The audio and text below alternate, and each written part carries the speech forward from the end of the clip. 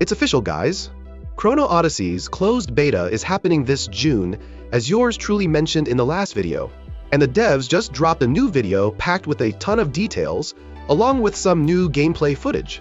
From seamless exploration and time travel mechanics, to crafting-based progression and small group PvE, PvP and PvEVP, there's a lot to unpack here, so let's begin. Starting with the lore. Satera is a world where the past and future collide, tearing apart dimensional boundaries. The devs describe it as a world in constant chaos. They also mentioned that Chrono Trigger was a big influence, especially in how they approach the time travel concept and storytelling, which is a major part of what makes Chrono Odyssey stand out from more traditional MMORPGs. And visually, the game's being built in Unreal Engine 5 and it shows. The environments they've shown so far are atmospheric, detailed, and clearly made to be explored. They mentioned that the exploration is seamless without any loading screens. Outside of the main questline, there's a mix of content including trials, labyrinths, and field bosses to discover. The devs also introduced something called chronotactors, story-based elements that let you jump between the past and future.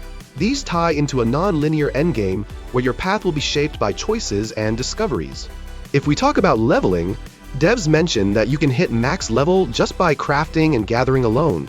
That's right, you're not forced into combat if that's not your playstyle. Most in-game activities grant XP, so it's up to you how you want to progress. There's also a strong focus on player interaction.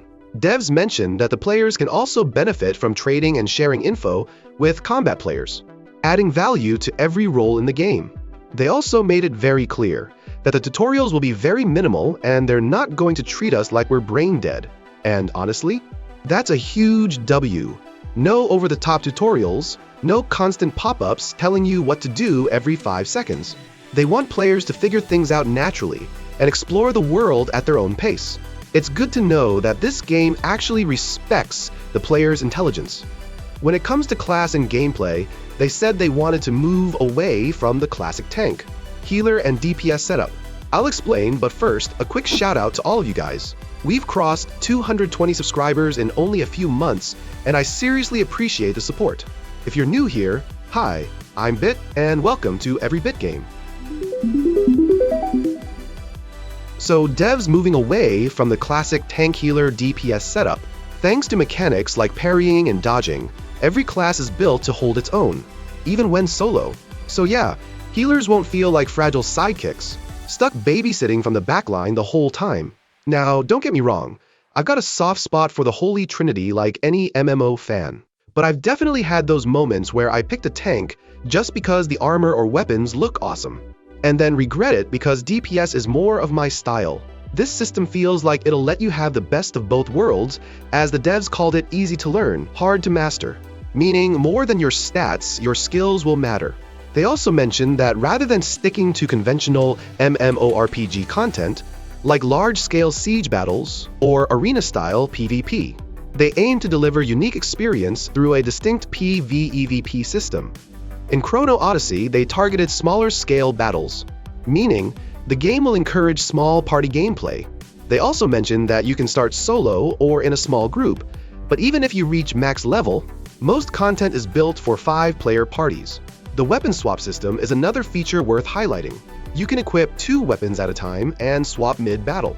Each weapon grants its own passives and combat style, and the system is designed to keep your UI clean while offering a lot of build variety. For solo players, there's a feature called Chrono Gates. These are 1v1 boss encounters found in the open world.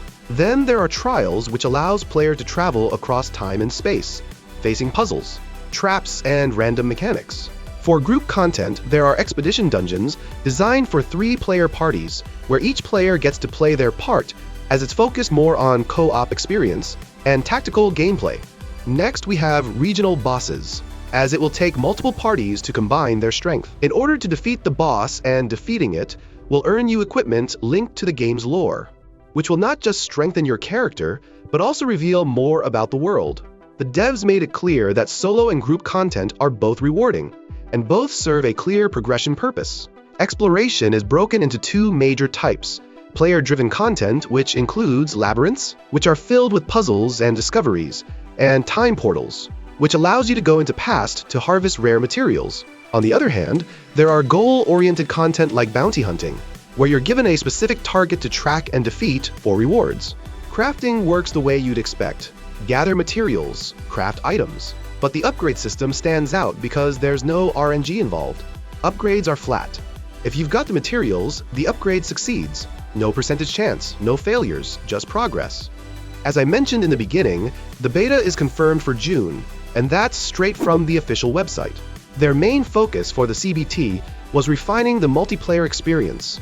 Beyond that, they also talked about the roadmap briefly, which includes new regions, new classes, and more content all centered around the space and time themes. So that's the breakdown. I'm super hyped for this one. Let me know in the comments what caught your attention most. Personally, I'm really curious to see how those chronotactors work and how deep the time travel mechanics actually go. If this video helped or got you curious, please consider dropping a like. And if you want to follow the game's progress, make sure to subscribe to join the gang because I love talking games with you guys. After all, games are no fun alone, so let's enjoy them together and every bit of it. Thanks for watching. I'll see you in the next video.